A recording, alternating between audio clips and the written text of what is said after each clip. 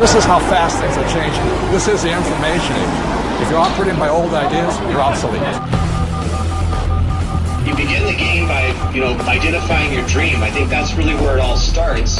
In today's economy and where we are today, it's not just a dream, it's more of a necessity. You've got to identify how you're going to survive more than how you're going to just, get something out there that you want.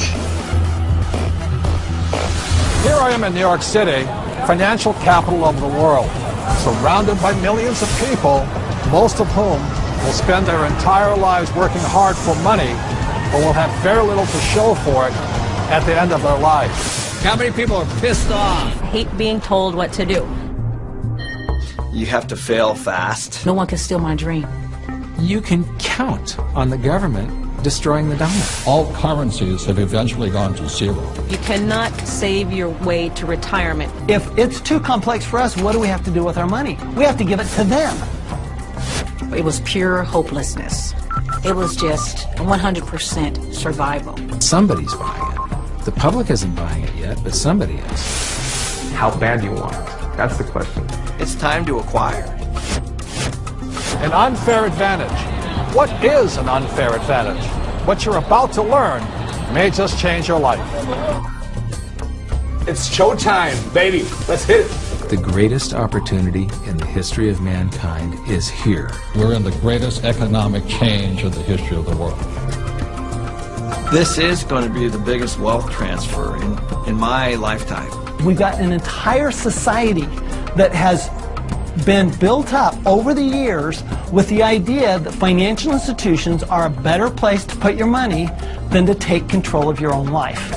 If you have a solid financial education, taxes, debt, inflation, and retirement can make you richer, not poorer. The rich will get richer and the poor and middle class gone. I was around my brother who was a part of a gang, who ran a gang, and that's a lot like running a business. Most people run from problems, and the truth is that's where the opportunities are. This really is a perfect financial storm. So I am optimistic about the future. It's going to crash. The next big economic boom will not be from the internet or China or India, but will be from empowering women. A big part of success is failing so many times that you learn and learn and learn your lessons. Robert says all the time that if you're not being successful, it's because you're not making enough mistakes. People think that cash is like a safe place to be, a place to park your purchasing power. And I think cash is the worst investment that you can have. And if you follow an economist, you're in trouble. Okay, you want to have barely enough income to survive if you're lucky. Go do 401ks, go do mutual funds, be my guest. This is the best time to talk about this because people have had a shift of context with this economy.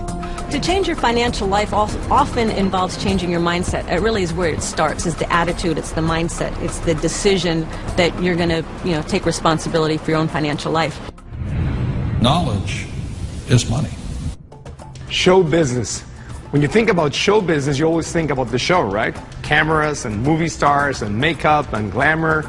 But you never think about the business side of it because we don't have financial education. And I didn't learn that until 20 years down the road in my career. And now, I'm not only an expert in the show part of it, but I'm becoming an expert on the business side of it. Business is about production. We can produce our way out of any problem. I was probably age 8 when I started thinking about millions. The very, very first step is you've got to select your dream, because taking control of your financial life starts with a dream. There's got to be a bigger purpose than just making money. If you don't have something that is bigger than you, a dream, a huge dream, you're going to quit. Your friends and who you hang out with, whether you're a child or whether you're an adult, will dictate your destiny and your future. And so you have to be picky and choose your surroundings very carefully. It's creativity. It's brainstorming. It's being around like-minded people. People have so many emotions attached to money. And it might be because of how their parents thought about money, or an experience they had around money that, they think it's evil, or they think rich people are bad people, and all of this stuff. But if you just break it down, money is just a tool to be used in this world. Everybody today uses money, like it or not. The absolutely fastest way to put money in your pocket is to reduce your taxes. Gold and silver have been the safe haven asset for every second of the last 5,000 years. My real estate that we own, through depreciation wipes out most of our taxable income. It just makes so much sense to me, and it's so much easier. I went to war to fight for capitalism.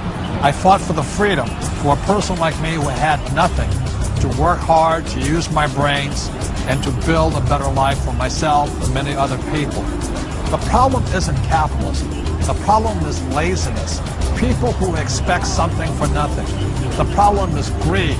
People who take more than they give. And the problem is ignorance, an education system that thinks that money is the root of all evil. It's ignorance, it's financial ignorance that has caused so much of this problem, not capitalism. It's not just a dream, it's more of a necessity. You've got to identify how you're going to survive.